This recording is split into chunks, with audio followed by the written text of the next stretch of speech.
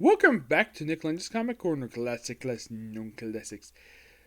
This is episode number 1876 and Doubleshot number 1770. I'm trying to find some here, excuse me.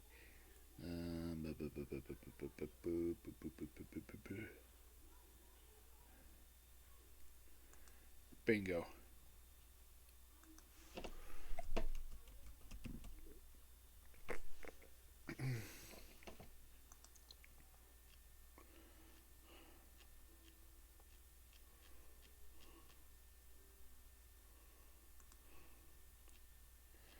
Yep, that's it.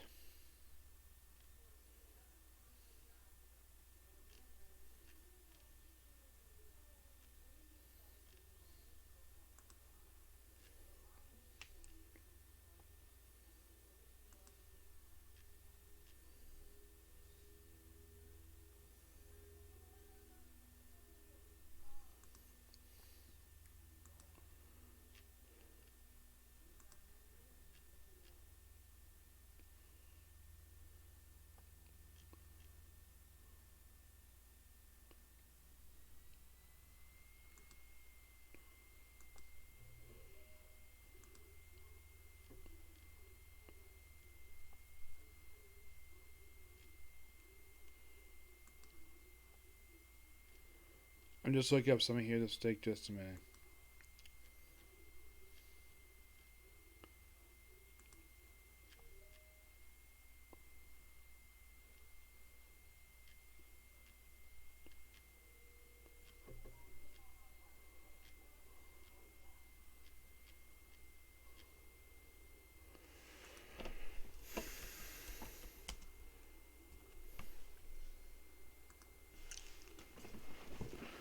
Here we go. Oh, I thought it was. My mistake. Alright, so with this one discussing one Dynamite trade and one Valiant trade. First up it is Red Sonja, Worlds Away, Volume 4, The Blade of Skath. Yeah, basically it's all about this blade that Sonja has. This book collects issues 17 and 20 of Red Sonja Volume 5, written by Amy Chu and Eric Burnham. The artwork for issue 17 is by Dana Harder, 1819 is Carlos Gomez, and 20 is basically Carlos Gomez for. Yeah, only about 4 issues this time. But the very next volume will conclude this volume here. Now, we still have basically Red Sonja back in her own time period with her two friends she met in present day. Yep, and basically she's learned the backstory about the sword. Now, reading this, it almost kind of feels as though that the owner of the sword was supposed to be somebody else. Like maybe Amy Chu, I'll probably ask her this on Friday, that maybe that she was not planning to be this made-up person that she basically come across because apparently he's a Chimerian, which is the same type of people that Conan is. Almost feels as though this guy could have been Conan. It's like, basically, it's like, I think that in the case of Amy Chu, she probably really wanted to use Conan at this point in time. But maybe because basically Dark Horse was losing the license at this point. So maybe that could be the reason why. I don't know. I will find out when it comes to Asuka because basically she does meet the original owner of the blade, trains basically with it, and of course she gets it sharpened. She also finds the followers of Kyle Goth in here. Pretty interesting stuff for this book. It just basically, like I said, just origin of a sword. That's what the whole point of these issues. Yep. And you're probably thinking, okay, wait, wasn't this volume the volume where she goes to present day? Yeah, she's on the present day for the first year of the comic, and then she's back her own time. Yep. Really good book here. I give this book a 9.5 out of 10. Yep. Alright, next up it is Shadow Man. This, by the way, is from the original Shadow Man run from Valiant Entertainment, the current incarnation of Valiant Comics. Not the one from the 90s. Oh no, not that one. This is basically the first volume under the current company.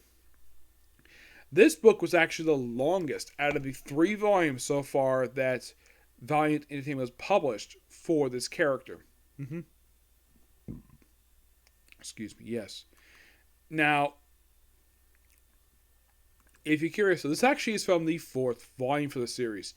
Issues 0 and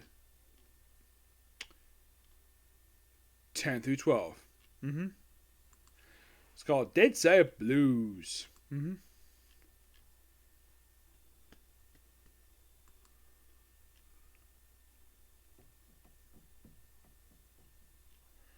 Mostly this book here is just basically exploring a little bit of history of Shadow Man, but also having a guest appearance by Dr. Mirage.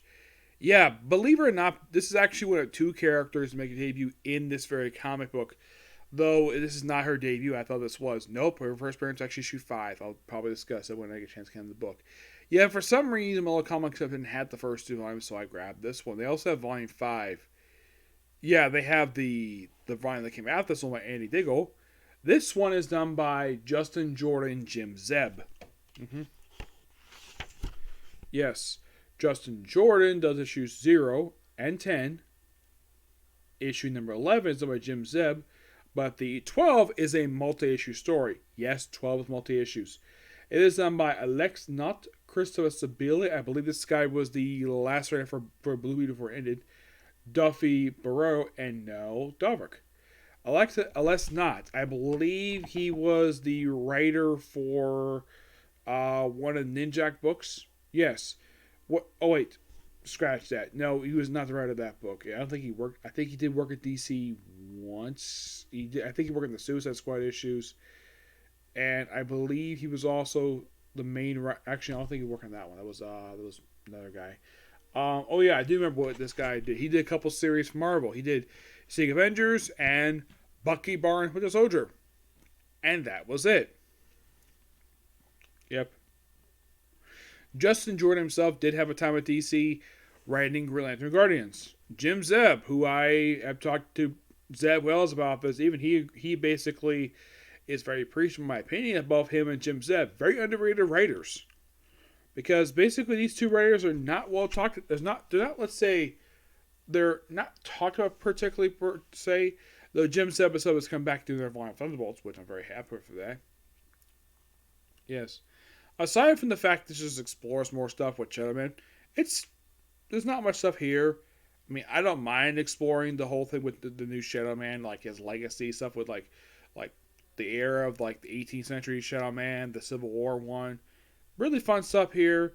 I do like the present day stuff where he interacts with Dr. Mirage. Yep. Great stuff here. I give this book surprisingly a 9.5 out of 10. Just really good. Yep. But yeah, that's going to be pretty much it there. I do have another comic corner, but I'm going to save it for tomorrow for that one. Yep, so I can at least have something to talk about when it comes to the other one. Yep, so yeah, that'll be pretty much it for Stick Review. I'm sorry how short this was, but not a lot to talk about when it comes to these 2. Just 2 really good books. Yep, so see you tomorrow for more of the anime I just did tonight. I'll be killing Slap 300 years and Maxed Out in our comic corner and Overlord, because that is definitely premiering tomorrow. Like episode 4 of the current season. Okay, next video. Bye.